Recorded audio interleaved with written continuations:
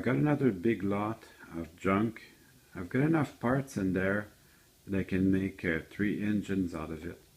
I'm gonna start with this SW9 here. I'll pull out the parts for you. So everything was mixed up. Had to do a little bit of puzzles. So the SW9, I have the top half of the shell. I have the bottom half of the shell here. I've got actually the 2 frame halves are still put together, so that is going to be very useful. And I've got trucks. I've got 1 truck for it here somewhere. There's one of the trucks. And I've got 1 more truck here. So that should be enough to make 1. This is a really good engine actually. There's quite a few handrails missing from this. I've got a new one just so you can compare. This one, I bought it. It was brand new. There's no point really making a video on it because it's in such good shape.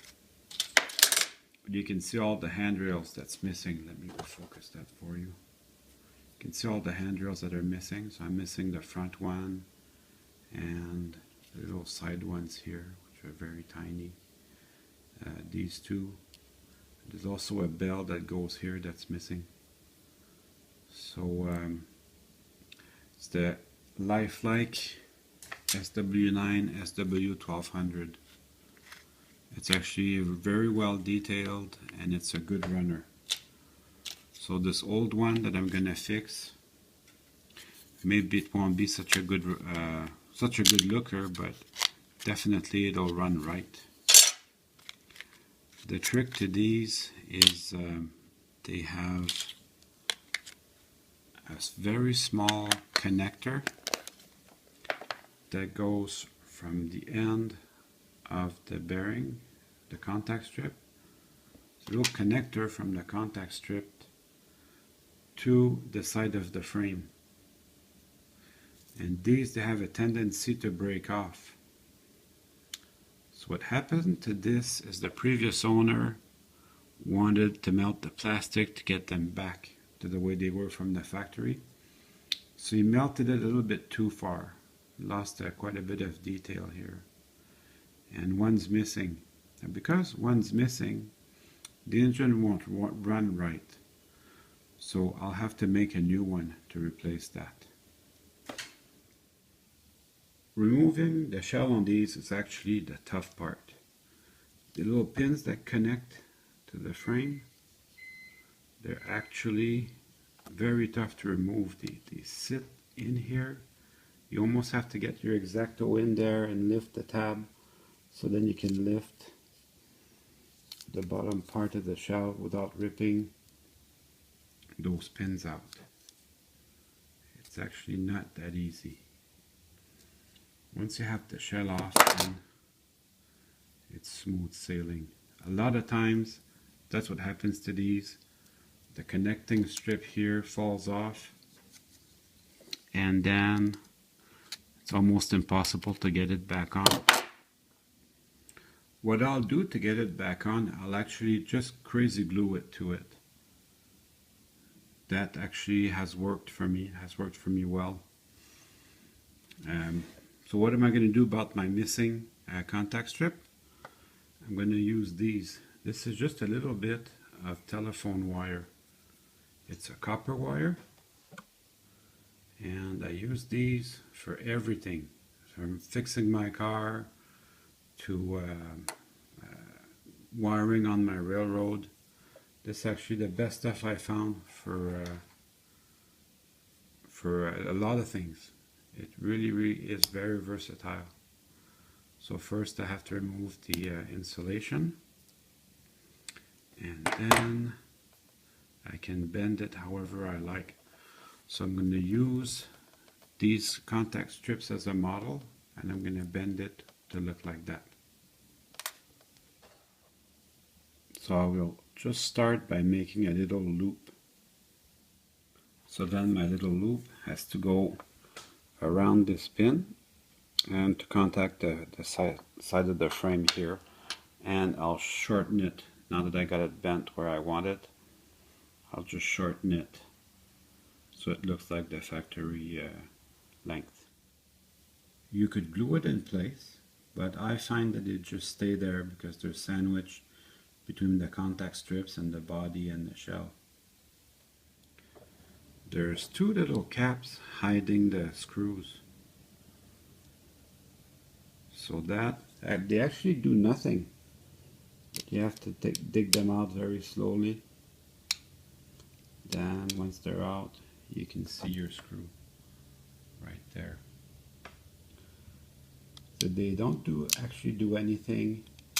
If you forget to put them back, the engine will run exactly the same. I don't know. I don't know if I'm going to put them back really.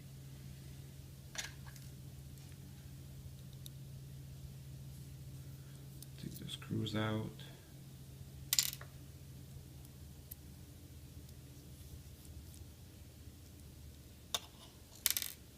This is pretty much the same as an Atlas or a Kato engine. It's a split frame, except it's from Life-Like. But they actually run good. There's nothing much to it. It's just your motor and its cradle and the two worm gear. There's a tiny little microscopic flywheel. I know how much that does. And this little guy will actually run really good, believe it or not.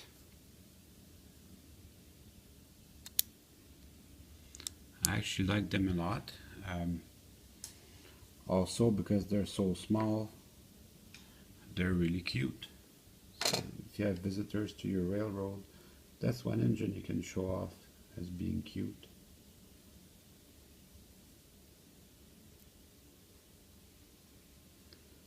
I'm going to put this back the correct direction.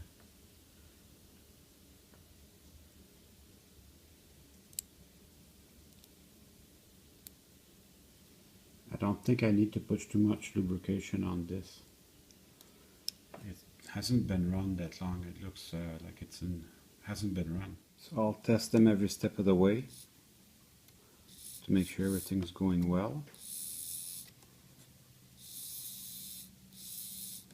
Sounds pretty good. Now I'm going to clean out my trucks. They actually look to be in pretty good shape. These, I don't know if you can see, they have like a double gear reduction. That makes this engine run just a little bit slower, and I really appreciate that. I think they did a good job with this. I just use my rag. That's what I find does the best job. There's other methods of cleaning your wheels, but this is just what I enjoy as a method. So I'm going to clean everything and put it back together. Now that everything's squeaky clean, I'm going to put everything back together. Notice on the gearbox there's an open end like this. So this side goes towards the engine, this open end. This gives more clearance for the motor. The wheels are interchangeable. So you just go back where they were. Nice and easy. Don't forget your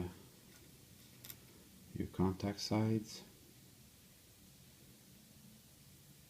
This little bend here goes up, and that's gonna ride, this little bend here, right here, is gonna ride under the floorboards, making contact with the little pin I remade to the body.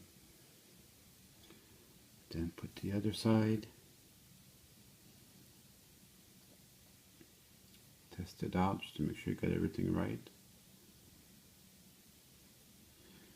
And then I'll put the, just a little bit of dust in there. So I'm going to put this thing back on there. And this one does not have any direction, it just goes back on. Nice and easy.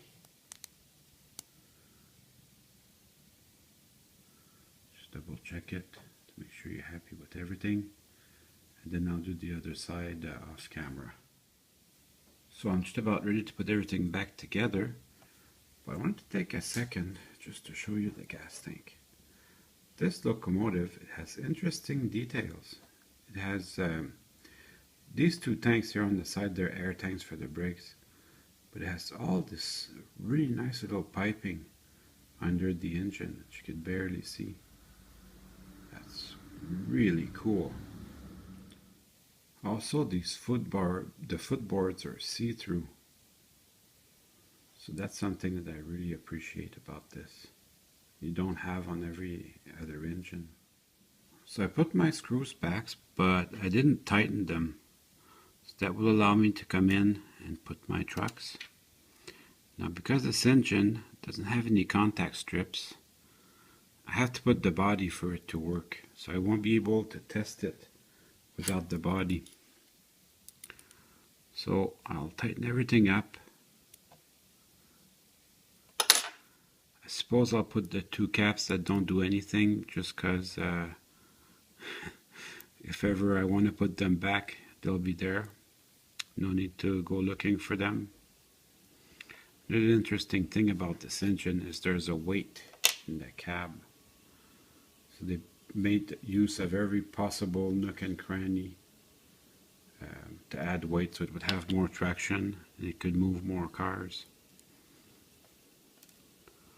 All in all, I'd say that's a pretty good little engine. Well, the only way I'll know for sure is if I make it run.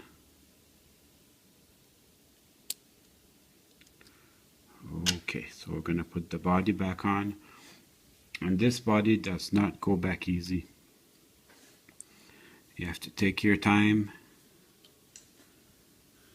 Put the two halves back together. There's little pins down there. So the second contact strip there, it broke on me when I was cleaning it. So I made a new one. So I have to put my little contact strips back on there. There's the second one I made. There's the first one I made.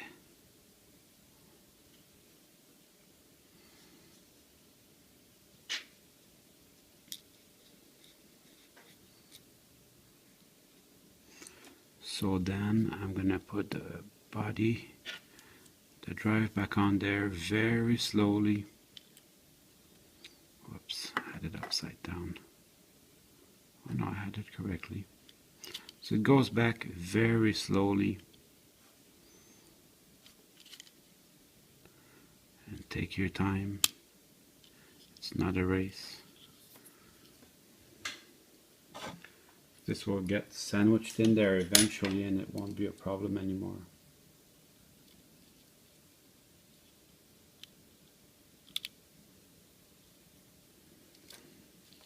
I'm going to finish this off camera. So the gas tank, the way it goes back is with this long tube here. This long tube will go on the fireman's side. Just like so. Just turn your truck so it doesn't interfere with it.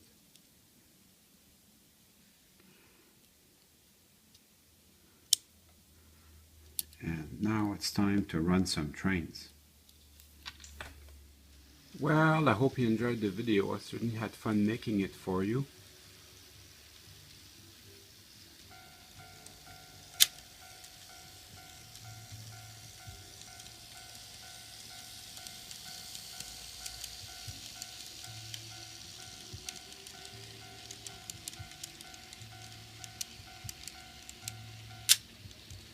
See you soon.